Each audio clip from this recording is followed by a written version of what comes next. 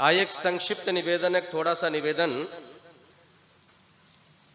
महाभारत में महर्षि वेदव्यास एक बहुत सुंदर बात कहते हैं और इस मनुष्य शरीर के विषय में कहते हैं। वो महाभारत में कहते हैं, न हिमंसात् श्रेष्ठ तरम किंचित। इस मनुष्य शरीर से बढ़कर के श्रेष्ठ दूसरा कोई शरीर नहीं है। ये मनुष्य का जो शरीर है कैसा है? सर्वश्रेष्ठ शरीर है।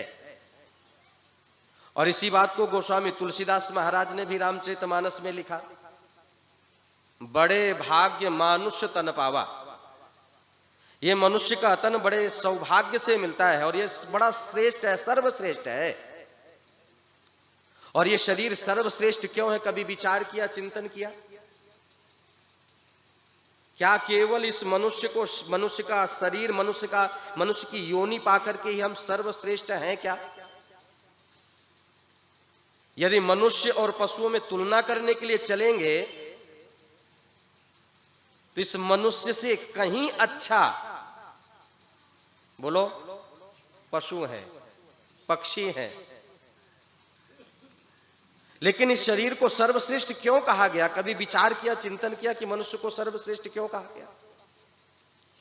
क्या मनुष्य इसलिए सर्वश्रेष्ठ है कि ये सुंदर बहुत है? क्या इसलिए सर्वश्रेष्ठ है कि इसकी जब आई साइड वीक हो जाती है, नजर कमजोर हो जाती है, तो बस डॉक्टर के पास में जाकर के बढ़िया चश्मा ले लेता है, लेंस ले लेता है, फिर से देखना प्रारंभ करता है? क्या इसलिए सर्वश्रेष्ठ है कि ये अपने बालों को बढ़िया तरह से तरह तरह के शैम्पू लगा करके धुलता है, साफ करता है और हेयर मास्क लगा करके बालों को सुरक्षित रखता है? ये क्यों सर्वश्रेष्ठ है? यदि सुंदरता की दृष्टि से यदि सोच रहे हो कि हम सर्वश्रेष्ठ हैं, तो सुंदरता में आपसे कहीं अधिक पशु पक्षी हैं। इसीलिए तो जब मनुष्य की नाक की सुंदरता की उपमा देते हैं तो किससे देते हैं, बोलो जरा? आज तक आपने ये कहते हुए नहीं सुना होगा, अमुक व्यक्ति की नाक अमुक व्यक्ति जैसी है। मनुष्य की नाक की सुंदरता की उपमा किससे देते हैं? एक पक्षी से देते हैं। और क्या कहते हैं? अमुक व्यक्ति की नाक तोते जैसी है। नाक किसकी सुंदर, बोलो जरा? तो फिर क्यों अभिमान में फटा जा रहा है कि मैं सर्वश्रेष्ठ हूं भाई? कभी कभी आंखों पर भी अभिमान आता, मेरी आंखें बहुत प्यारी हैं, बहुत सुंदर है।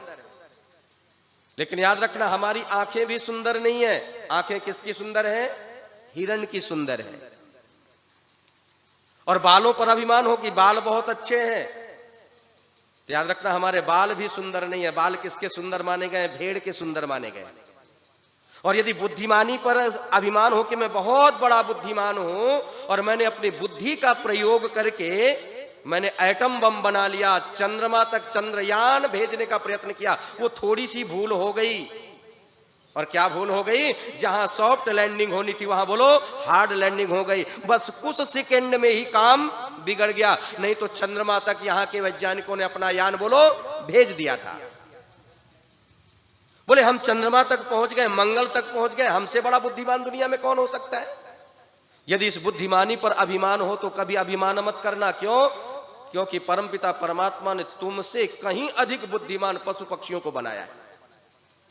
याद रखना, इस मनुष्य को प्राकृतिक आपदाओं का बिना यंत्रों के, मशीनों के द्वारा कुछ पता चलने वाला नहीं है। लेकिन पशु पक्षियों में परमपिता परमात्मा ने कैसा यंत्र लगाया है, प्राकृतिक आपदाओं का पहले से ही बोलो उन्हें भान हो जाता है। और हमारे जो बड़े बुजुर्ग हैं, क्या देख करके? चींटियों को अंडा ले जाते समय देख करके क्या अनुमान लगा लेते थे, बोलो? निकट वर्षा होने वाली है। इसलिए ये मत सोचना कि हम बुद्धिमान हैं इसलिए सर्वश्रेष्ठ हैं। और याद रखना, बुद्धि तो परमपिता परमात्मा ने पशुओं को हमसे कहीं अधिक दी है। लेकिन हम सर्वश्रेष्ठ क्यों हैं? क्योंकि पशु पक्षियों को परमपिता परमात्मा ने बुद्धि तो दी है, लेकिन सही और गलत का निर्णय करने का सामर्थ्य परमात्मा ने उनको नहीं दिया है। सही और गलत का निर्णय करने का सामर्थ्य किसी को परमपिता परमात्मा ने दिया है तो केवल मनुष्य को दिया है। और एक उदाहरण हमारे उपदेशक बहुत सुंदर दिया करते हैं। बड़ी पुरानी बात है, जिस समय इंजन का आविष्कार नहीं हुआ था, और हमारी सड़कें भी पक्की नहीं थी, सड़कें भी कच्ची हुआ करती थी, लोग पैदल चलते थे। तो एक प्रोफेसर साहब कॉलेज में पढ़ाने के लिए पैदल जाया करते थे, लेकिन जिस रास्ते में जाया करते थे उस रास्ते में कोल्हू चला करता था। और जब इंजन का आविष्कार नहीं हुआ था तो कोल्हू भी किससे चलता था? बैल से चलता था। एक दिन प्रोफेसर साहब के मन में विचार आया कि इस रास्ते से मेरा आवागमन बहुत दिनों से हो रहा है, रोज इस कोल्हू को चलते हुए देखता हूं, आज मुझे प्यास भी लगी है और जब कोल्हू चल रहा है तो पानी भी होगा, चलो इस कोल्हू के पास में चलता हूं, वहां पानी मिलेगा, पानी पीऊंगा, थोड़ी देर विश्राम करूंगा, फिर आगे की यात्रा करूंगा। बस यही सोच करके प्रोफेसर साहब कोल्हू के पास में पहुंचे तो देखते क्या है, एक बैल कोल्हू में चल रहा है। और जब बैल को ध्यान से देखा तो क्या देखते हैं, उस बैल की आंखों में पट्टी बंधी हुई है और गर्दन में एक घंटी भी बंधी हुई है, लेकिन उस बैल के पीछे चलने वाला कोई नहीं है, केवल बैल चल रहा है। अब प्रोफेसर साहब विचार करते हैं कि इस बैल की आंख में पट्टी क्यों बांधी गई, इस बैल की गर्दन में घंटी क्यों बांधी है, इसका कारण क्या है? बोले इन प्रश्नों का उत्तर जानना चाहिए। और प्रोफेसर साहब ने जब इधर उधर दृष्टि डाली तो क्या देखते हैं, दूर खेत में एक व्यक्ति काम कर रहा है। आवाज देकर के प्रोफेसर साहब ने उस व्यक्ति को बुलाया और बुला करके पूछा, भाई एक बात बता, ये कोल्हू आपका है? वो व्यक्ति कहता है, प्रोफेसर साहब कोल्हू तो ये मेरा ही है। तो प्रोफेसर साहब ने कहा, जब कोल्हू तुम्हारा है तो तुम्हें पता होगा कि इस बैल की आंख में आपने पट्टी क्यों बांधी है और गर्दन में घंटी क्यों बांध रखी है। तो कोल्हू चलाने वाला कहता, प्रोफेसर साहब ये तो बहुत सरल सी साधारण सी बात है, मैंने इस बैल की आंख में पट्टी इसलिए बांधी है कि इसको कुछ दिखाई ना दे, और जब इसे कुछ दिखाई नहीं देगा तो इसके पीछे पीछे सारा दिन चलना नहीं पड़ेगा। थोड़ी देर इसके पीछे पीछे चलेंगे और थोड़ी देर के बाद में अलग हो जाएंगे, और आंखों में पट्टी बंधी होने के कारण ये बैल क्या सोचेगा, मेरा मालिक मेरे पीछे पीछे चल रहा है, यही सोच करके सारा दिन ये कोल्हू में इसी तरह से चलता रहेगा। इस युक्ति से एक व्यक्ति की बचत हो जाती है और वो व्यक्ति क्या करता है, दूसरा काम कर लेता है। तो प्रोफेसर साहब ने कहा, ये तो समझ में आ गया कि तुमने पट्टी इसलिए बांधी है कि इस पट्टी से तुम्हारे एक व्यक्ति की बचत हो जाती है, लेकिन एक बात बताओ, जो तुमने गर्दन में घंटी बांध रखी है ये क्यों बांध रखी है? तो कोल्हू चलाने वाला कहता, प्रोफेसर साहब ये भी तो बड़ी सरल सी बात है। बोले इस बैल को चला करके दूर काम करने के लिए चले जाएंगे, वहां से ये बैल दिखाई नहीं देगा तो हमें पता कैसे चलेगा बैल चल रहा है अथवा खड़ा हो गया। बोले इस घंटी से बैल की स्थिति का पता रहता है। क्यों? क्योंकि जब तक बैल चलता है तब तक घंटी, बोल दो जरा, बजती है, और जैसी ही बैल खड़ा हो गया घंटी बजना बोलो बंद हो गई। वहां से एक व्यक्ति आता है और उसको चला करके फिर काम में लग जाता है। अब प्रोफेसर साहब ने एक बड़ा विचित्र प्रश्न कर दिया। क्यों? क्योंकि प्रोफेसर साहब ठहरे साहब, और ये पढ़े लिखे जो लोग होते हैं ना साहब, ये बाल की खाल निकालते हैं। प्रोफेसर साहब ने भी अगला प्रश्न कर दिया, भाई तुम इस बैल को चला करके दूर काम करने के लिए चले जाओगे, वहां से ये बैल आपको दिखाई नहीं देगा, लेकिन ये बैल खड़ा होकर के अथवा बैठ करके अपनी गर्दन को इस तरह से हिलाता रहेगा, घंटी बजती रहेगी, तुम धोखे में आ जाओगे, और ये गर्दन हिला करके घंटी बजा करके आपको धोखा दे रहा होगा। तो कोल्हू चलाने वाले गजब की बात कहता है, प्रोफेसर साहब सुनो, यदि परमपिता परमात्मा ने इस बैल को इतनी ही सूझबूझ दी होती, इतना ही विवेक दिया होता कि गर्दन हिला करके अपने घंटी बजा करके अपने मालिक को धोखा दे सकता, तो ये बैल आज कोल्हू में नहीं चल रहा होता, ये भी बैल किसी डिग्री कॉलेज का बोल दो जरा प्रोफेसर होता। इसलिए परमपिता परमात्मा ये मानव का शरीर जो दिया, ये सर्वश्रेष्ठ शरीर इसलिए कहलाता है क्योंकि शरीर को पाकर के सोचने समझने का सामर्थ्य भी परमपिता परमात्मा देता है। और ये शरीर सर्वश्रेष्ठ क्यों है? क्योंकि इस शरीर को पाकर के जीवात्मा भोग भी भोगता है और अगले जन्म की बोलो अपनी तैयारी भी करता है। इसलिए मनुष्य शरीर को क्या कहा गया है? उभय योनि कहा गया है।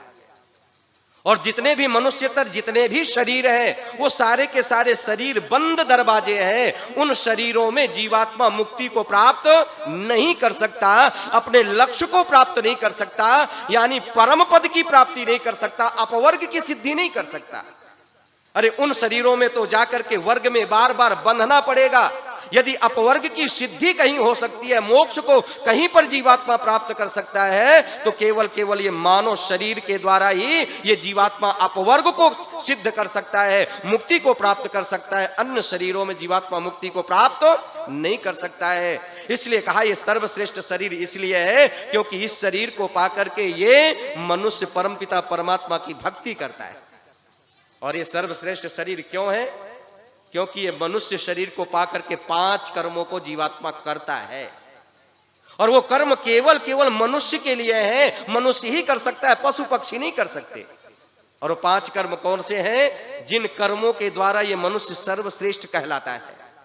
तो कहा सबसे पहला कर्म है ओम का ध्यान, यानी ओम का परमपिता परमात्मा का ध्यान, परमात्मा की भक्ति किसी शरीर में हो सकती है तो केवल केवल इस शरीर में संभव है, दूसरे शरीरों में संभव नहीं है। लेकिन इस मनुष्य शरीर को पाकर के भी यदि इस शरीर के पाने का उद्देश्य नहीं समझा, लक्ष्य नहीं समझा, तो याद रखना ये मानव शरीर का पाना सारा का सारा बोलो व्यर्थ हो गया। और आज लोगों से पूछो कि तुम्हारे जीवन का लक्ष्य क्या है, उद्देश्य क्या है, तो पढ़े लिखे लोगों ने अपने जीवन का एक उद्देश्य निर्धारित कर लिया, लक्ष्य निर्धारित कर लिया, और एक नारा बड़ा जोर से बोल दिया, और जगह जगह पर वह नारा लिखा हुआ पाया जाता है। और वो नारा कौन सा है? पढ़े लिखे लोग बोलते हैं, रोटी कपड़ा और मकान मांग रहा है, बोल दो जरा, हिंदुस्तान। यानी रोटी कपड़ा मकान ही जीवन का लक्ष्य उद्देश्य समझ लिया।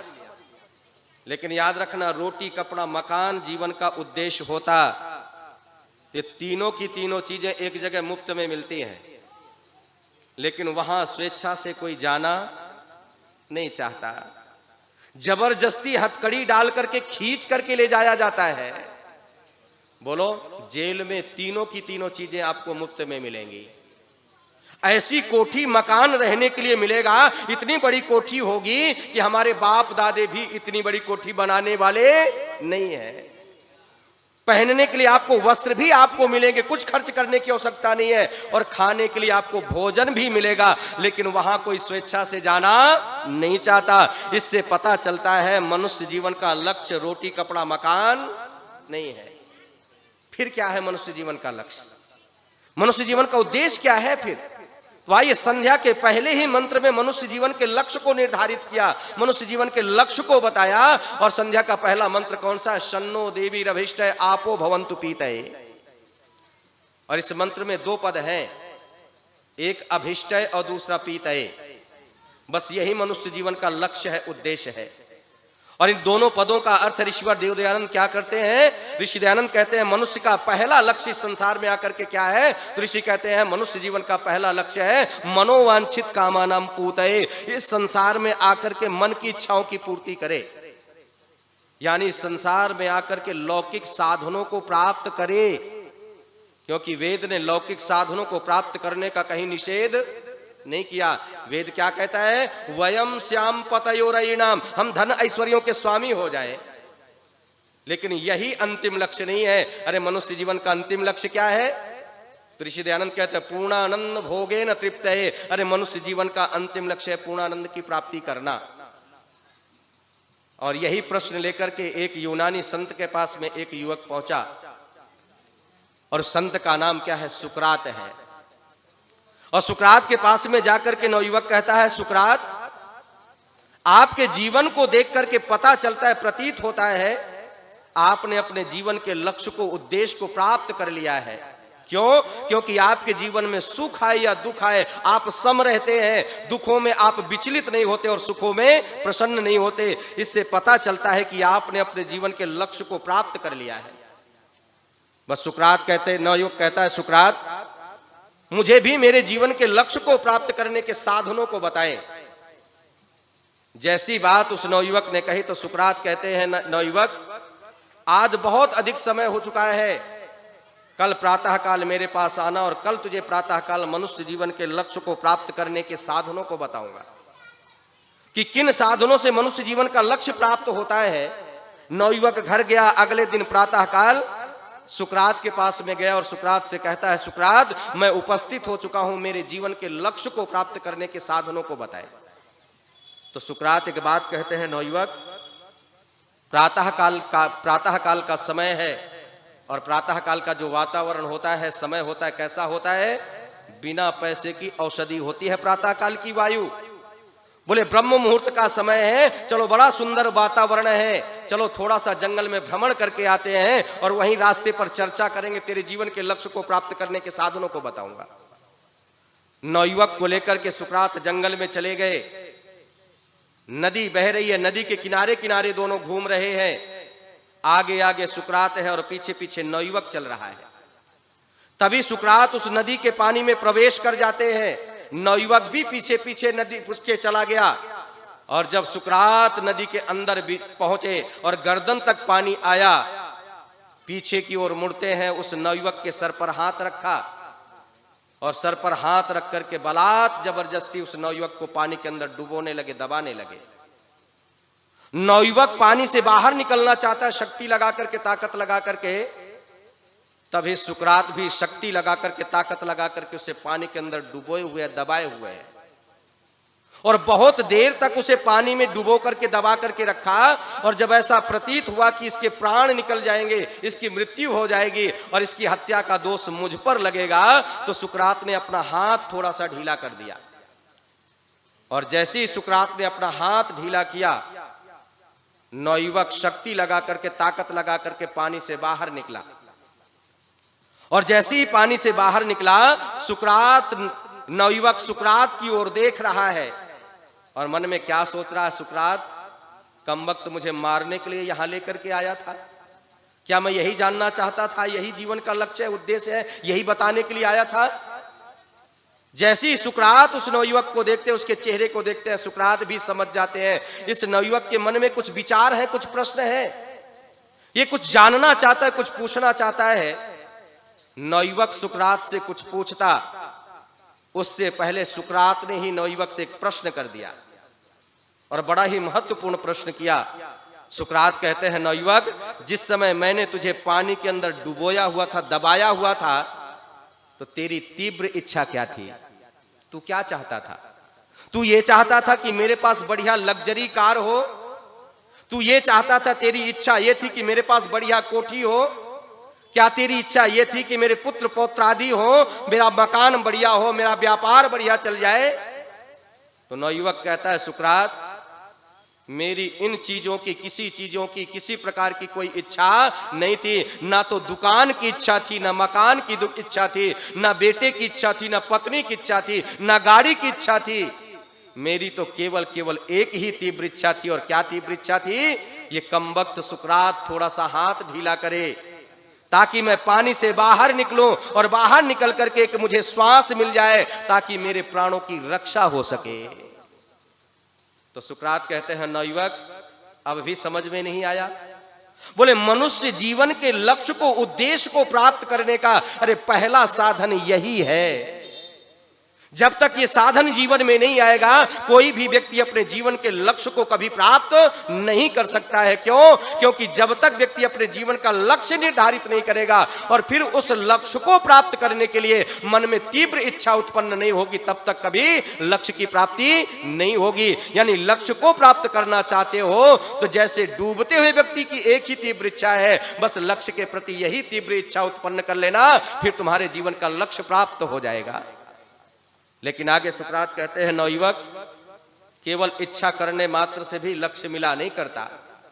और यदि इच्छा करने मात्र से लक्ष्य मिलता होता तो कोई भी व्यक्ति लक्ष्य को प्राप्त करने के लिए इच्छा करके बैठ जाता और उसको लक्ष्य की प्राप्ति हो जाती। तो सुकरात कहते हैं, नवयुवक लक्ष्य को प्राप्त करने के लिए तीव्र इच्छा के साथ साथ एक साधन की और आवश्यकता पड़ेगी। बोले कौन सा साधन है? तो सुकरात कहते हैं, सुनो, तीव्र इच्छा के साथ साथ तुम्हें घोर तप भी करना पड़ेगा। क्यों? क्योंकि बिना तप के सत्य की प्राप्ति होने वाली नहीं है। अरे सत्य को प्राप्त करने में अरे अहम भूमिका यदि किसी की है तो वो तप की है, क्योंकि बिना तप के कभी सत्य की प्राप्ति होने वाली नहीं है। क्यों? क्योंकि तप क्या है? सत्य को प्राप्त करने की कुंजी है, चाबी है। इसीलिए तो हमारे ऋषियों ने बड़ी सुंदर एक व्यवस्था दी है। और क्या व्यवस्था दी है? संध्या करते समय एक निर्देश दिया ऋषियों ने। क्या निर्देश दिया? कि जब तुम संध्या करना तो बिना आचमन के संध्या मत करना। क्यों? क्योंकि यदि बिना आचमन के संध्या करोगे तो तुम्हारा मन कभी संध्या में लगने वाला नहीं है। तुम्हें आचमन करके ही संध्या करना है। इसीलिए तो लोग कहते हैं साहब जब संध्या के लिए बैठते हैं तो क्या दिखाई देता है? खेत दिखाई देता है, बेटा दिखाई देता है, पत्नी दिखाई देती है, बेटी दिखाई देती है, दुकान दिखाई देती है। क्यों दिखाई देती है? क्योंकि आपने सत्य का आचमन किया ही नहीं। और यदि आचमन किया होता तो परमात्मा में मन लगता, और जब आचमन नहीं किया तो दुनियादारी बोलो दिखाई देगी। तब किसी ने ऋषियों से प्रश्न किया कि ऐसा भी अवसर उपस्थित हो सकता है कि संध्या का समय हो और वहां पर जल उपस्थित ना हो, क्योंकि जल उपस्थित नहीं होगा तो आचमन नहीं होगा, और आचमन नहीं होगा तो संध्या भी पूरी नहीं होगी। तो उस परिस्थिति में क्या करना चाहिए? तो बोले ऋषि कहते हैं फिर भी आचमन करना चाहिए, बिना आचमन के संध्या मत करना। और ऋषि दयानंद क्या कहते हैं? बोले जल तो केवल केवल प्रतीक मात्र है, वास्तव में संध्या में आचमन किसका करना है? तो ऋषि दयानंद कहते हैं संध्या में आचमन किसका करना है? तो कहा सत्य का आचमन करना है, अपने हृदय में सत्य को स्थापित करना। क्यों? क्योंकि मन को धुलने का दुनिया में कोई साबुन है, सर्प है, तो केवल केवल बोल दो जरा सत्य ही है। इसलिए महर्षि मनु क्या लिखते हैं? मनः सत्येन शुद्ध्यति। अरे मन को साफ करने का, पवित्र करने का कोई साधन है तो बोल दो जरा ये सत्य है। सत्य के बिना कभी मन साफ होने वाला नहीं है। और यदि सत्य का आचमन करो मन पवित्र हो जाएगा, और यदि मन पवित्र है तो बोलो जरा भक्ति में मन लग जाएगा। और जब तक मन पवित्र नहीं है तो भक्ति में मन लगने वाला नहीं है। इसलिए सुकरात कहते हैं नवयुवक तुम्हें तप करना पड़ेगा, क्योंकि बिना तप के सत्य की प्राप्ति नहीं होती। लेकिन आगे सुकरात कहते हैं केवल तप से भी काम नहीं चलेगा, क्योंकि तप के साथ साथ तुझे और साधनों की भी आवश्यकता होगी। बोले तप के साथ साथ तुम्हें एक साधन और अपने जीवन में लाना होगा, क्योंकि उसके बिना कभी लक्ष्य की प्राप्ति नहीं होगी। तो नवयुवक ने पूछा वो कौन सा साधन है? तो सुकरात कहते हैं तप के साथ साथ तुम्हें एक काम करना पड़ेगा। और क्या काम करना पड़ेगा? बोले अनुकूल साधनों की भी आवश्यकता होगी। क्यों? क्योंकि बिना साधन के साध्य की प्राप्ति नहीं होती। लेकिन उस परमपिता परमात्मा की कृपा देखना जरा। परमपिता परमात्मा ने साधनों के देने में किसी प्रकार की कोई कमी नहीं छोड़ी। और हमारे भजनोपदेशक एक बड़ा सुंदर गीत गाया करते हैं, मुझे मेरे मालिक ने सब कुछ दिया है। और वास्तव में उस परमपिता परमात्मा ने साधनों को देने में किसी प्रकार की कोई कमी नहीं छोड़ी। लेकिन मनुष्य की वृत्ति देखना जरा, प्रातः काल उठ करके ही तुरंत शिकायत करता है परमात्मा तूने मुझे कुछ भी नहीं दिया। और एक कीरतपुर में एक सेठ जी ने क्या किया?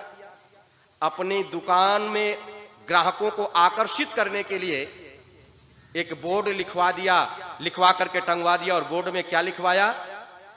क्योंकि आप देखते हैं बाजार में तरह तरह के बोर्ड टंगे हुए हैं। लोग तो यहां तक बोर्ड लिखवा करके टंगवा देते हैं ग्राहकों को आकर्षित करने के लिए, यहां पर 80-90% बोलो छूट। क्यों जी?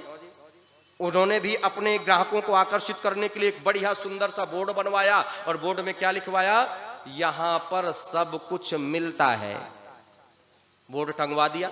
अब ग्राहक देखते और पढ़ते और आते, अपनी वस्तुओं को लेकर के चले जाते। लेकिन एक दिन सुबह सुबह सेठ जी दुकान खोल रहे थे, सामान लगा रहे थे। एक व्यक्ति वहां से निकल करके जा रहा था। उसने बोर्ड को पढ़ा और पढ़ करके सेठ जी की दुकान में पहुंच गया। जेब से 10 का नोट निकाला और सेठ जी को देते हुए कहा सेठ जी 10 रुपए का सब कुछ दे दो। सेठ जी को क्या कहते हैं? लाला। सेठ जी ने पहले दबाया, बोले पहले इसे रखो। लेकिन याद रखना लालाओं ने केवल लाला नहीं किया है, जब इस देश को आवश्यकता पड़ी है तो अपना सर्वस्व न्यौछावर कर दिया है। भामाशाह लाला ने क्या किया था? अरे जब पता चला कि एक क्षत्रिय धन के अभाव में संधि करने के लिए जा रहा है तो क्या किया था? अपने सारा का सारा खजाना खोल दिया था। लो जितना धन चाहिए सेना को एकत्रित करके लड़ने के लिए तैयार हो जाओ। तो राजा भी कितना स्वाभिमानी था। वो राजा भी क्या कहता है? तू प्रजा है, मैं राजा हूं, मैं तुझसे लूं ये शोभा नहीं देता। तो लाला ने क्या कहा था? राजन, ये धन भी तो मैंने इस देश से ही कमाया है, अर्जित किया है। जब ये देश ही नहीं रहेगा तो मेरे इस धन का भी बोलो जरा क्या बनेगा। अरे जब जब आवश्यकता पड़ी है इस देश को धन की तो यहाँ के लालाओं ने अपने खजाने खोल दिए। केवल लाला लाला ही नहीं है, बस सेठ जी ने भी 10 का नोट रखा और विचार करने लगे अब इस व्यक्ति को क्या क्या दूं। दुकान में खोजने लगे, ढूंढने लगे और बहुत देर तक जब ढूंढते रहे, इस ग्राहक को जल्दी थी, जाना था। तो एक ग्राहक कहता है सेठ जी जल्दी करो, शीघ्रता करो, मुझे जाना है, देर हो रही है। तो सेठ जी के मुख से शब्द निकल गया, भाई थोड़ी देर ठहर, मैं खोजता हूं, ढूंढता हूं। तो ये ग्राहक भी बड़ा विचित्र था, कोई आर्य समाजी ही था और ये यहीं बिजनौर जनपद का था। क्यों? बिजनौर का आदमी बहुत बुद्धिमान है, बचने का रास्ता कहीं ना कहीं तो खोज ही लेता है। बस इसने दूसरा फिर 10 का नोट निकाला और निकाल करके सेठ जी को देते हुए कहा, सेठ जी 10 रुपए का खोजूं दे दो, ढूंढूं दे दो। अब सेठ जी फिर परेशान। अब सेठ जी विचार करने लगे, अब क्या करूं, कैसे करूं। बस इतना सोचते सोचते घर में अंदर पीछे दुकान के घर था, घर चले गए। बेटे ने पूछा, पिताजी इतनी जल्दी दुकान छोड़ करके कैसे चले आए और आपका चेहरा क्यों उतरा हुआ है, परेशान क्यों है? तो बस सेठ जी कहते हैं, बेटे परेशानी का कारण क्या है? जो तूने बोर्ड लिखवा करके टंगवाया वही मेरी परेशानी का कारण है। बोले बोर्ड परेशानी का कारण कैसे हो सकता है? तो सेठ जी ने सारी की सारी घटना बता दी। तो सेठ जी का बेटा कहता, पिताजी परेशान होने की आवश्यकता नहीं, मेरे साथ दुकान चलो, उस ग्राहक की वस्तु मैं दूंगा। और सेठ जी के बेटे ने पिताजी को लिया। दुकान में जाने से पहले एक रुमाल ली, एक रुमाल में 1 किलो मिट्टी बांध ली और मिट्टी बांध करके दुकान में गया और ग्राहक से पूछता है, भाई तुमने क्या मांगा था? बोले सब कुछ। बस रुमाल में बंधी हुई मिट्टी पकड़ा दी और कहा, भाई ये है सब कुछ। और फिर पूछता है, दूसरी वस्तु तूने क्या मांगी थी? बोले खोजूं। दूसरी वस्तु क्या कहा था? बोले खोजूं और ढूंढूं ये मांगा था। तो वह सेठ का बेटा कहता है, भले आदमी इस मिट्टी में खोज ले, परमपिता परमात्मा ने सब कुछ बोल दो जरा दिया है, किसी प्रकार की कोई कमी नहीं छोड़ी है। अरे जो जो आवश्यक है इस शरीर के लिए परमपिता परमात्मा ने सब कुछ बोल दो जरा इस मिट्टी में दिया है। यदि वस्त्रों की आवश्यकता है तो कहां से प्राप्त होंगे? बोलो इस मिट्टी से प्राप्त होंगे। यदि भोजन की आवश्यकता है तो कहां से मिलेगा? बोलो इस मिट्टी से मिलेगा। इसलिए परमपिता परमात्मा ने देने में कोई कमी नहीं छोड़ी है। इसलिए परमात्मा ने तो साधनों को देने में किसी प्रकार की कोई कमी नहीं दी छोड़ी। और 2 प्रकार के साधन परमपिता परमात्मा ने दिए। और कौन कौन से साधन दिए? एक समष्टि साधन परमात्मा ने दिया है और एक बोलो व्यष्टि साधन परमात्मा ने दिया है। परमात्मा ने संसार साधन स्वरूप दिया है और ये शरीर भी बोलो साधन स्वरूप दिया है। लेकिन इन साधनों को प्राप्त करके करना क्या है? तब सुकरात कहते हैं, नौयुवक एक साधन भी तुझे और आवश्यकता पड़ेगी। तुझे अनुकूल साधन तो परमात्मा ने दिए, लेकिन इन साधनों को प्राप्त करके तुझे एक साधन की और आवश्यकता पड़ेगी। बोले वो साधन कौन सा है? तो कहा तुझे इन साधनों को प्राप्त करके तुझे पुरुषार्थ करना पड़ेगा। क्यों? क्योंकि बिना पुरुषार्थ के कभी लक्ष्य मिलने वाला नहीं है। और जो पुरुषार्थी होते हैं वो अपने लक्ष्य को प्राप्त करते हैं और जो आलसी होकर के बैठ जाते हैं उनको अपने जीवन का कभी लक्ष्य मिलता नहीं है। इसलिए वैदिक संस्कृति में कहीं आलस्य के लिए बात नहीं आई है। अरे जितने आश्रम हैं उनके साथ में श्रम शब्द जुड़ा हुआ है। अरे ब्रह्मचर्य आश्रम में भी श्रम करना है, गृहस्थ आश्रम में भी श्रम करना है, पुरुषार्थ करना है, वानप्रस्थ आश्रम में भी बोलो श्रम करना है, पुरुषार्थ करना है, और संन्यास आश्रम में भी जाकर के याद रखना बिस्तर में पड़ना नहीं है, वहां भी जाकर के बोल दो जरा पुरुषार्थ करना है। क्योंकि बिना पुरुषार्थ के कभी लक्ष्य मिलने वाला नहीं है। यदि पुरुषार्थ नहीं करोगे तो कभी लक्ष्य की प्राप्ति नहीं होगी। लेकिन अंतिम साधन और बताते हैं और बड़ा महत्वपूर्ण साधन बता रहे हैं। बोले इन साधनों को तू प्राप्त कर लेगा, लेकिन एक साधन बड़ा महत्वपूर्ण है, उसके बिना कभी लक्ष्य प्राप्त नहीं होगा। बोले क्या है? तो सुकरात कहते हैं विधि। क्यों? क्योंकि जब तक विधि को नहीं जानेगा तब तक लक्ष्य प्राप्त होने वाला क्यों? क्योंकि जितने भी मतांतर हैं वो सब अपनी अपनी विधि लेकर के बैठे हैं। आओ हमारे पास, हम तुम्हें ईश्वर प्राप्ति की सबसे बढ़िया विधि बताएंगे और बहुत सरल विधि बताएंगे। तुम्हें कुछ करने की आवश्यकता नहीं है, बस हमारे पास आ जाओ, बस 1 मिनट में तुम्हें ईश्वर की प्राप्ति करा देंगे। लेकिन जब वेद से पूछा क्या है विधि ईश्वर की प्राप्ति की, तो कहा एक ही विधि है, उस विधि के बिना कभी लक्ष्य की प्राप्ति नहीं होगी। इसलिए कहा विधि का जानना बहुत आवश्यक है। क्यों? क्योंकि विधियां 2 प्रकार की हैं, एक धर्मानुकूल विधि है और दूसरी अधर्मानुकूल विधि है। लेकिन किस विधि से लक्ष्य मिलता है? बोले अधर्मानुकूल विधि से कभी लक्ष्य नहीं मिलता। जो समय निर्धारित था वह पूरा हो चुका है, इसलिए समय का अतिक्रमण नहीं। और किसी चर्चा को पूरा करने के लिए 30 से 35 मिनट 40 मिनट समय पूरा नहीं। यदि सुनना है तो रात्रि में आना। फिर विधि क्या है ईश्वर की प्राप्ति की? क्यों? क्योंकि विधियां 2 प्रकार की, एक धर्मानुकूल विधि है और एक अधर्मानुकूल विधि है। अधर्मानुकूल विधि से कभी लक्ष्य नहीं मिलता है। यदि लक्ष्य मिलेगा तो केवल धर्मानुकूल विधि से मिलेगा। और वो धर्मानुकूल विधि क्या है, इसकी चर्चा आगामी सत्रों में करेंगे। आप सब लोगों ने सुना, आप सबका हृदय से धन्यवाद। ओम सम।